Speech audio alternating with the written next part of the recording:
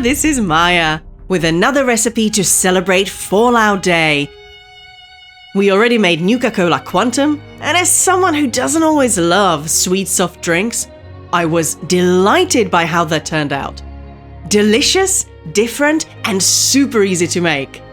That's linked below. Now, this next one is even easier to replicate. Actually, even calling it a recipe feels like a stretch, when it's basically cola and ice cream. So I thought, wouldn't it be cool to show everyone how to make their own cola and ice cream at home? Of course, you can just buy it, but I bet many will be surprised at how easy it is to make from scratch and how much better it tastes. Once again, big thank you to Bethesda for sponsoring this video and allowing me to spend time on such a fun and delicious project. Also, any excuse to revisit the Fallout universe. Start with the ice cream. You should probably do this the day before. You don't need an ice cream maker or anything complicated. Just a bowl, a whisk, and a freezer. Combine half a tin of condensed milk with double cream or heavy cream, whatever you call it, and vanilla paste. If you can't get that, vanilla extract works fine. You just tend to get a richer and more rounded flavor from the paste. Plus, if you use paste, you can see the tiny flecks of vanilla seed in the ice cream. And we all know that visual appeal does impact flavor perception. Then whisk. It took about 5 minutes for the mixture to become nice and stiff. But whisk it thoroughly until there's no movement. And when you pick it up with the whisk, it just sits there. Then you know it's ready. Put it in an airtight container, leave it in the freezer overnight, and that's it.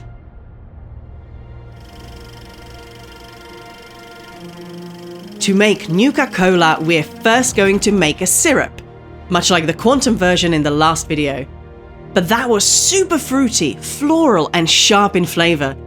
This is a much more traditional, old-school cola recipe, including actual cola nut, which is where the name originally comes from. Start with 150 grams of muscovado sugar plus 200 grams of light brown sugar.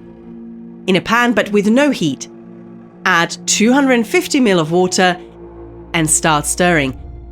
Then turn it up to a low heat. Next up, our key ingredients: cinnamon, coriander seeds, zest of lemon, lime, and orange, nutmeg, ginger, lavender, black cardamom, cola nut, star anise. I know some people might look at this list and think, I'm not sure about all that. But trust me, this awesome package of spices is where the flavor comes from. You can drop one or several of these ingredients if you know it's not your thing. But all of these flavors soften dramatically and mingle with one another to create new tastes. So I'd recommend trying this. It's really good. I was genuinely stunned when I first tried the finished drink. Cola nut might also be tricky to get hold of, depending on where you live.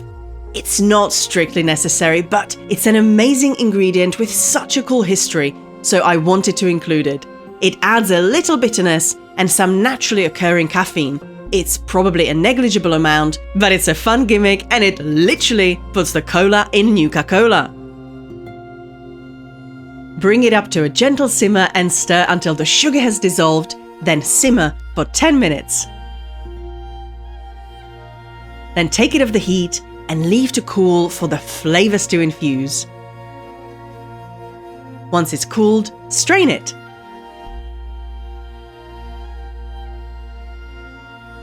Next up, some vanilla.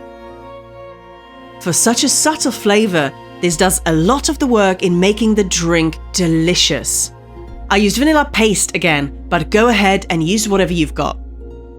Next up, something called browning sauce.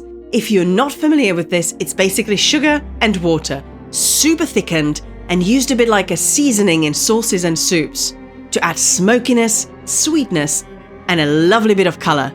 You can make your own or just buy it. And then add the juice from all 3 citrus fruits that we zested earlier. That's it! Your Nuka Cola is ready to go. You can combine it with sparkling water, roughly 1 part syrup to 4 or 5 parts water. It will vary depending on the syrup and on personal preference. Or you can combine it with other mild-tasting sparkling drinks like tonic, cream soda, or lemonade. Just keep in mind that it shouldn't be too sweet or it will just taste bad.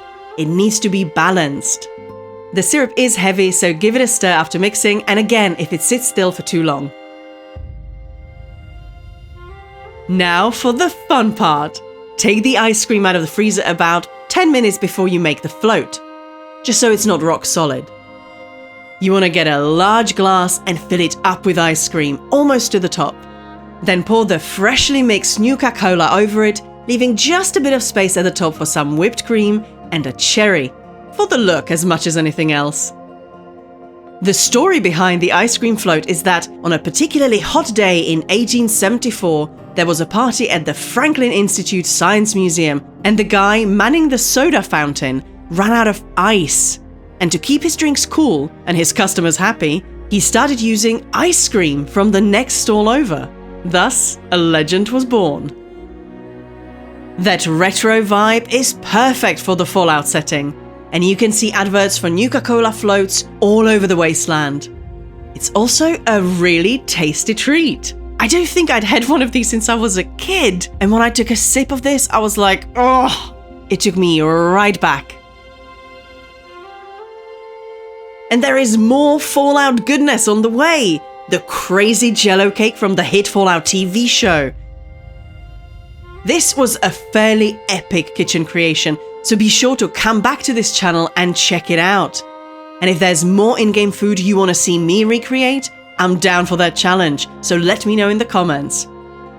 Take care and thanks for watching.